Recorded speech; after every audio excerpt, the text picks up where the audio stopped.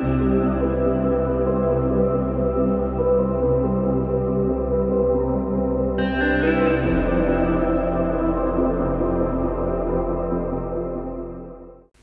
je pense que une erreur fondamentale, avec celle de négliger son corps comme finalement base de notre vie, et une erreur très classique, c'est le fait de croire aux monosolutions.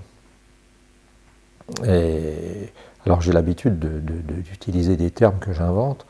J'appelle les monosolutions les solutions qui vont résoudre les problèmes et qui sont uniques.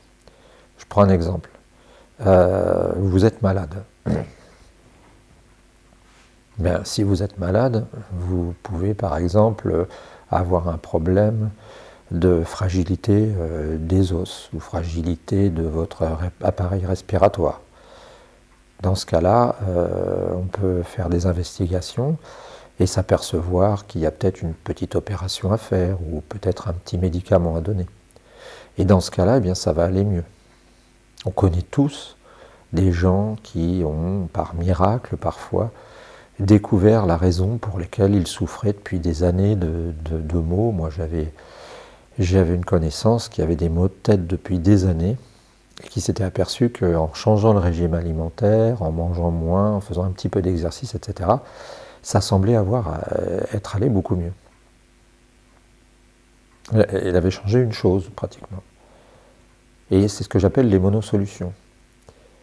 Et j'ai l'impression, c'est personnel, que souvent nous cultivons la monosolution comme solution. C'est-à-dire qu'on est une société assez simple, on est une société finalement qui est assez rationnelle, et qui n'envisage pas le contexte, le côté holistique de l'affaire. Et comme on n'envisage pas le contexte, qu'est-ce qui se passe?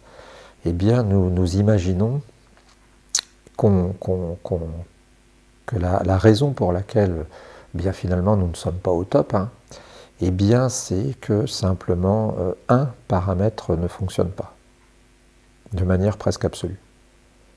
Alors c'est vrai, parfois ça arrive, parfois des gens sont malheureux parce que leur conjoint n'est pas au niveau, parfois des gens sont malheureux parce qu'ils ont la santé qui ne va pas, parfois des gens sont malheureux parce qu'ils ont une mauvaise relation avec leurs enfants, ou alors parce qu'au travail ça ne va pas.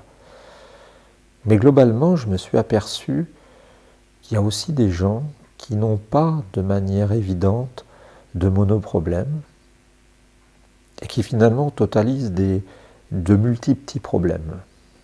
C'est un peu comme si vous vouliez faire je prends toujours mon image de la course, que vous ayez un pique-nique à faire et que vous disiez, vous savez, parce que maintenant, même quand on fait un pique-nique, on est obligé de le faire bien. J'ai vu qu'il y avait des émissions de télévision où ils font des émissions où ils jugent les repas, donc vous connaissez. Donc là, imaginez que vous alliez réussir un pique-nique. Alors une des manières de risquer de foirer le pique-nique, c'est carrément d'oublier le panier. Donc là, ce serait ce que j'appelle la monosolution pour se planter. Donc on dit, si on emporte le panier, déjà on ne va pas se planter. Mais vous pouvez foirer le pique-nique d'une autre manière.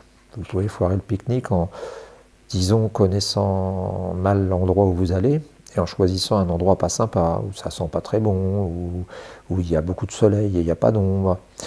Vous pouvez aussi avec ça pas oublier les boissons, mais prendre des boissons qui ne sont pas celles qu'on vous a demandées. Vous pouvez aussi avoir mal respecté la recette des sandwichs. Et vous voyez que quand vous allez finir par sortir de ce pique-nique, eh bien l'impression, la note que vous auriez mis au pique-nique, elle va peut-être être aussi lamentable que si vous aviez oublié le panier.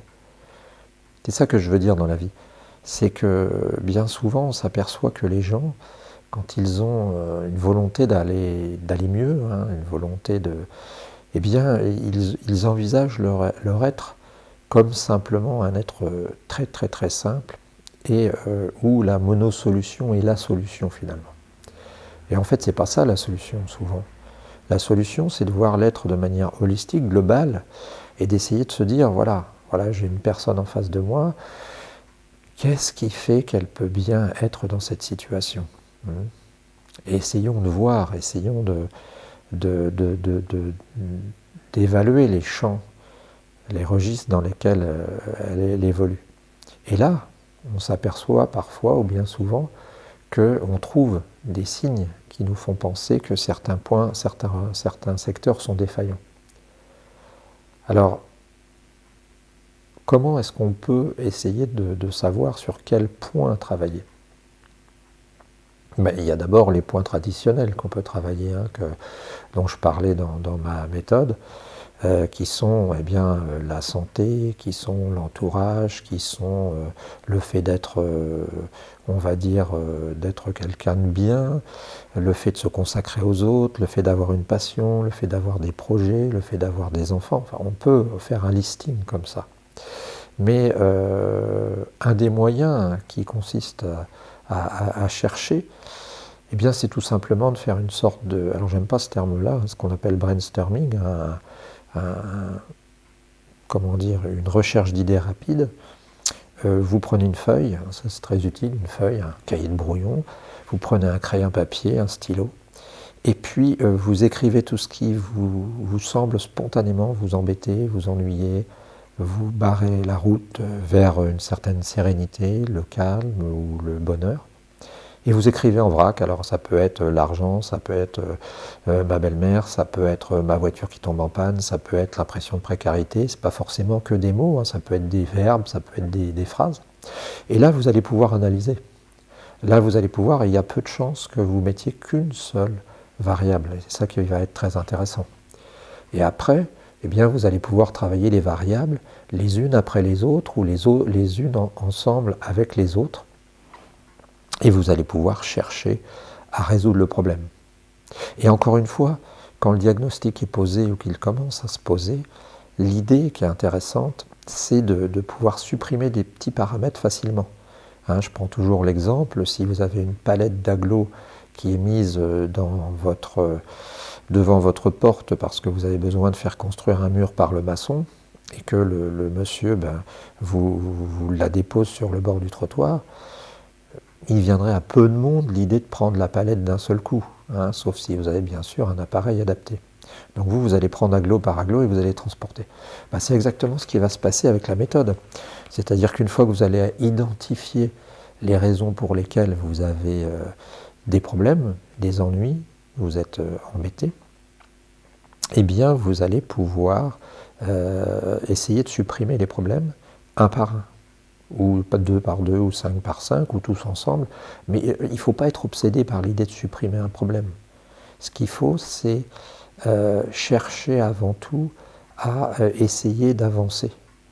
Alors peu importe si vous avez identifié 5 raisons de ne pas être content, vous pouvez mal vous entendre avec vos enfants, avoir des problèmes d'argent, des petits problèmes de santé, je ne sais pas quoi, ou d'autres choses. Il ne faut pas nécessairement vouloir faire une fixette sur tous. Et c'est ça qui est agréable, c'est qu'il faut essayer de résoudre certains des problèmes et les faire tomber un par un. Mon père, qui bricolait beaucoup et qui réparait les voitures, disait toujours, dans une voiture, il ne faut jamais laisser aucun problème. Il ne faut jamais laisser aucun problème s'installer, ni bruit, parce qu'il écoutait beaucoup sa voiture, comme les mécaniciens, parce que si on laisse un bruit ou un problème s'installer, quand le deuxième et le troisième arriveront, ce sera plus difficile. Donc moi, je vous conseille même, pour vous habituer, de prendre les problèmes les plus simples en premier. Et après, ensuite, de prendre les problèmes les uns après les autres. Si par exemple, vous avez un problème, si sur les 5 problèmes que vous avez listés, vous avez par exemple difficulté avec mon père, par exemple, et que vous avez besoin de faire la paix ou faire un point, je vous conseille de prendre celui-là qui sera peut-être plus facile à régler que difficulté d'argent ou problème avec la voiture. Et au fur et à mesure, vous allez pouvoir vous concentrer sur un problème.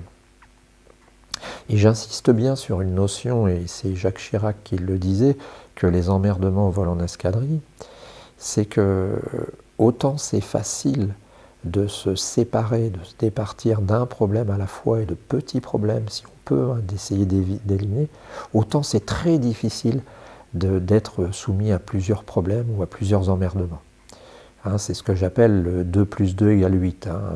C'est-à-dire que si vous avez un problème, vous allez être ennuyé.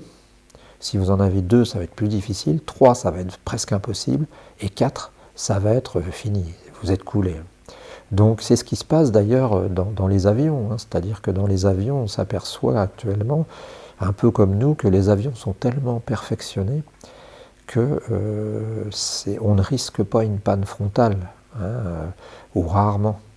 Mais les accidents graves arrivent quand vous avez plusieurs petites causes de panne qui s'additionnent. Et là, ça paye, ça malheureusement, ça tue.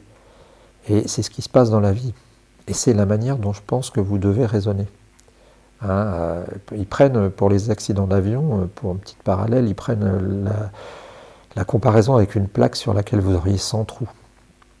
Et ils disent, si je laisse tomber une bille, bien si le premier trou de la plaque ne l'arrête pas, ça veut dire que c'est dangereux. Par exemple, ça peut être la fatigue du pilote. Donc si le pilote est fatigué à ce moment-là, ce qui peut être le cas, mais qui n'est pas toujours le cas, la bille passe le second. Si c'est 4, l'avion se crache. Le deuxième, ça peut être un moteur légèrement déficient.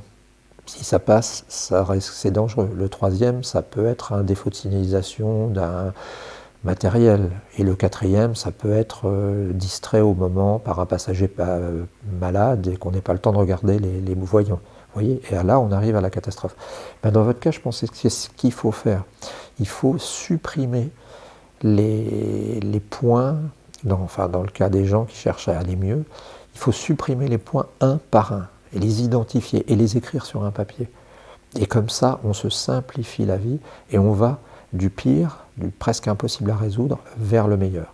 Ne jamais chercher à résoudre tous les problèmes en même temps, c'est strictement impossible, d'autant plus qu'ils tombent souvent ensemble. Voilà, j'espère que ça vous aura inspiré, j'espère que vous pourrez me donner des anecdotes, je suis toujours à la recherche d'anecdotes pour documenter un petit livre, et je vous souhaite une bonne journée, et puis une bonne santé.